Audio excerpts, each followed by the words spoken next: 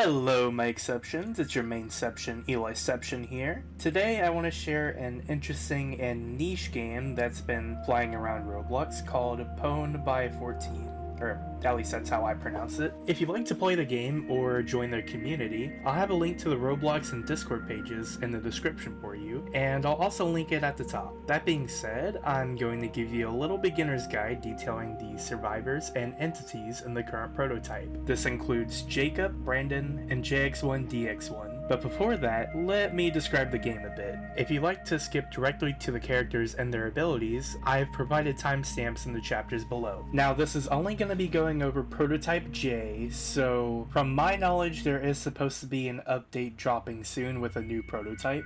If that new prototype drops very soon after I drop this video, then, oops. Pwned by 14 is a 1 killer versus 8 survivor game. It draws parallels to Pillar Chase 2, Sonic EXE The Disaster, and Dead by Daylight. The game differs heavily from Dead by Daylight as, just like a certain other Roblox game, you're allowed to fight back against the killers, who are named entities in this game. You'll spawn into a beginning lobby while waiting for the map to begin. Once a round ends, you'll be put into a brief 30-second intermission. You can use the compass at the bottom of your inventory by clicking it or pressing 1. This will allow you to vote for a map while you explore the lobby and wait to enter a round. You can press space to jump in the lobby and also while you're playing in a round. This can be quite helpful for dodging the entity's attacks. You can also sprint by holding shift. You can do this as much as you like inside the lobby, but you will have a stamina meter in the round, so be careful and don't let it drain to 0. Draining your stamina completely will make you unable to regenerate it for a few seconds. Pressing control will put you in shift lock. This is especially useful if you need to aim certain abilities, such as Jacob's gun or JX1DX1's dash. We'll get into those shortly. Speaking of which, you can change your survivor by clicking in the top right corner where the white GUI is. As a survivor, your job is to, well, survive. Thrilling, I know. You need to, as a group, stay alive until the timer at the top of the screen turns to 0. The survivors will need to work as a team to help keep the entity from killing anyone for as long as possible, since killing any survivor will add 30 seconds to the clock. Roughly 3 minutes will initially be given to the entity to achieve their goal of killing every survivor on the map. Once only one survivor is left, the round will become a last man standing where the timer is set to 1 minute and 20 seconds no matter what. The entity will be repeatedly pinged of your location, meaning that hiding during this phase is ineffective. Jacob is one out of the 2 survivors that you'll be given. He has 2 abilities, both of which excel in dodging and holding the entity back. His first ability is a dodge roll. This ability can be activated by pressing 1. Doing so will put you in an animation that lunges your character wherever they are currently facing. However, this is not based on your camera. If you need to quickly realign yourself to dodge in a different direction, try using shift lock by pressing control. Regardless, this ability will make you temporarily immune to any attacks by granting you iframes. That's the white glow that appears around your character during this move. This ability has 2 charges, which will replenish over time. With only 1 charge, the ability will be put on a 20-second cooldown after use. If you have 2 charges, you'll be able to use the ability again after only 2 seconds. On the second use, this will put the ability on its 20-second cooldown. His second ability is his gun. This is a cursor-aimed weapon that fires a stunning projectile. This will make the killer unable to move for a few seconds if you manage to land it. Once again, shift lock is recommended for this ability. Equipping the gun will put you in a prone stance, meaning you'll walk much slower while holding it, so try not to have it out for too long. Remember, you'll have to manually equip and unequip the gun by pressing 2. Using the gun by left clicking will make it go on a 32-second cooldown. This ability does not have very impressive range, so it's recommended to only be used if you're in a chase from the entity or close to someone else who is being chased. Stuns will grant the entity temporary iframes from further stuns, illustrated by a colorful force field around their character, so don't make the mistake of shooting them during this downtime. Brandon is the newest character at the time of writing who has been added to Pwned by 14. he is a support character, and it is not recommended to directly engage with the killer as him. Instead, he works better when supporting teammates on the back lines. Brandon's first ability is the cleaning brick. Using this with left click, after equipping it with 1, will shoot out a green brick that emits particles to notify others of its location, as well as put it on a 45-second cooldown. If a teammate touches this brick, they will be cleaned and temporarily receive a haste buff that increases their speed and improves their stamina. Brandon can also use this ability on himself, though it has much less effectiveness this way and doesn't grant you any notable buffs. Brandon's second ability is the light bin.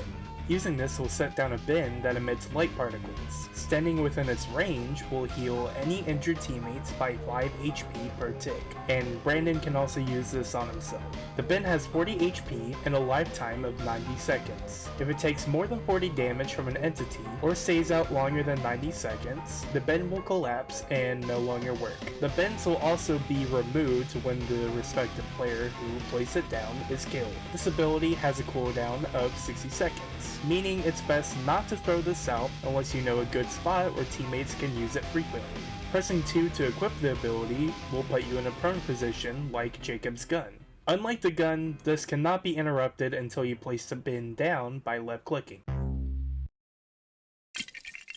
JX1DX1 is the only entity in the game at the time of writing. The goal of the entity, as stated before, is to kill all of the survivors before the timer ends. Refer back to the objective section if you need clarification on how this works. JX1DX1's first ability is a punch. If you click M1, you can do a basic attack that will damage anything caught by it with 20 damage. This has a fairly low cooldown and will be your main source of damage. Keep in mind the arm used to perform the swing will alternate between the left and right hand, being the opposite of which side was used last. This could impact your hitbox very slightly, so be wary.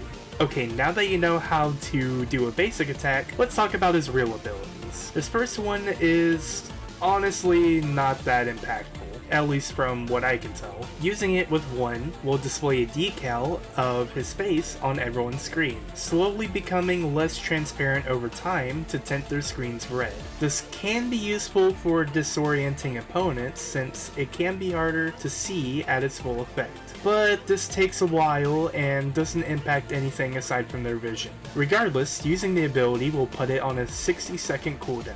The description for the move says it will be reworked, so don't expect this to be accurate in the next update coming. His second ability is where things really start to get interesting. This is a teleporting move that will put you in a location relatively close to the nearest survivor. Using the ability with 2 will put it on a 35-second cooldown. This ability is extremely useful for closing gaps and can be a good way of making an opening to recover stamina. It's also very useful at the start of a round where you'll be far away from the survivors. However, this is not a good tool to use during chase unless you are positive the one you need to finish off is the one closest to you. Save this ability until after you kill a survivor, and then use it to initiate another chase once you get your stamina back. His third ability is also quite useful. This is a dash move used by pressing 3 that will lunge you forward. You can change the trajectory slightly during the start, but you will still be vulnerable to stuns in your dashing state. Using the ability puts it on a 22-second cooldown after you either hit a survivor or the duration of the dash runs out. Landing the hit does a solid 35 damage. However, missing the move will put you into a short stagger. Combining all of these together, you should be extremely oppressive as JX1. Killing targets for time should be your #1 priority, and picking them off one by one is a surefire way to ensure your victory if you can triumph over the skill of the survivors. And that's about it. I just thought the game was cool and I wanted to make a little guide for anyone who might stumble on the game and might want to know roughly how to play. The descriptions are a good start, but there's no real tutorial or any in-depth explanation of anything, so I figured this might be necessary.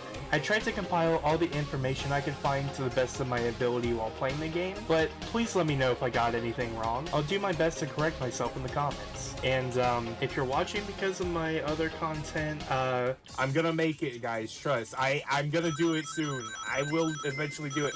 Don't you doubt me. I will. I'll do it. Just give me some time. I need to get used to the new guys, okay? Yeah. Okay? Okay? Okay. Recharge tier list is coming. Never. Bye!